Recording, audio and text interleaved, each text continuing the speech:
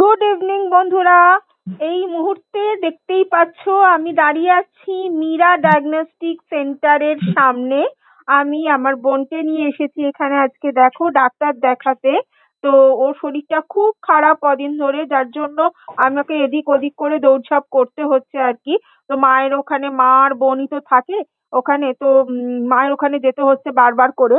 তো বোনের কদিন ধরে প্রচন্ড কোমরে একটা পেইন হচ্ছে, মানে যেটা তীব্র পেইন হচ্ছে, সহ্যের বাইরে। তো আগে ডাক্তার দেখিয়েছি, সেই ডাক্তার এখন এখানে রেফার করেছে, মানে অর্থোপেডিক ডাক্তারের কাছে। তো আজকে আমরা অর্থোপেডিক ডাক্তারের কাছে এসেছি। আর এটা আমাদের এখানে সিটির মোড়ের আর কি মীরা ডায়াগনস্টিক সেন্টার, অনেক পুরনো।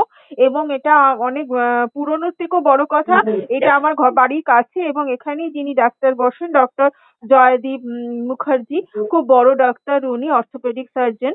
আর ওনাকে দেখাতে এনেছি। আর এই যে দেখতেই পেলে আমার বোন বসে আছে এখানে, ওর খুব যন্ত্রণা হচ্ছে কোমরে, ওকে একটা বেল্ট লাগিয়েই এনেছি।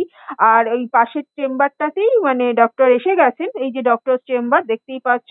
তো সেখানে ডক্টর বাবু এসে গেছেন, কিন্তু খুব কষ্টে করে লুকিয়ে চুরিয়ে ভিডিওটা করতে হয়েছে তো।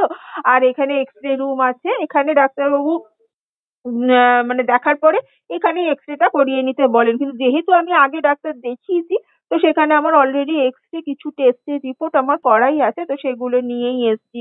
তো এখানে তো দেখানো হয়ে গেল, ডাক্তারবাবু কিছু টেস্ট দিলেন। তো বললেন আপনি ভালো জায়গা থেকেই করিয়ে নিন, লাল প্যাথ থেকে করিয়ে নিন। আর ঠিক মীরার 2টো বিল্ডিং পরেই লাল প্যাথ, তো এটাও আমার একটা খুব ভালো মানে হয়ে গেল, কাছাকাছি পেয়ে গেলাম একদম। তো ওখান থেকে বেরিয়ে এই যে সিটির মোড়ের রাস্তায় এখন আমরা দাঁড়িয়ে আছি লাল প্যাথের সামনে। কারণ ওখানে তো ভেতরে ভিডিও করতে দেবে না, সেই জন্যই বাইরেটাই তোমাদের দেখালাম। লালপাত ল্যাবের সামনে, ডাক্তার লালপাত ল্যাবের সামনে এখান থেকে কিছু টেস্ট দিয়েছে, সেটার জন্য এখানে এসেছি। তো এটা করেই আমরা চলে যাব, মানে বাড়ি চলে যাব বোনকে নিয়ে, কারণ ওর খুব কষ্ট হচ্ছে, ও দাঁড়াতে পারছে না আর কি। তো এখন আমরা দেখো রিক্সা করে যাচ্ছি বাড়ির দিকে।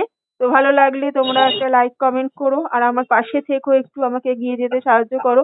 ও রিক্সাতে বসেও খুব যন্ত্রণায় কষ্ট পাচ্ছে। তো ভিডিওটা এই পর্যন্তই থাক।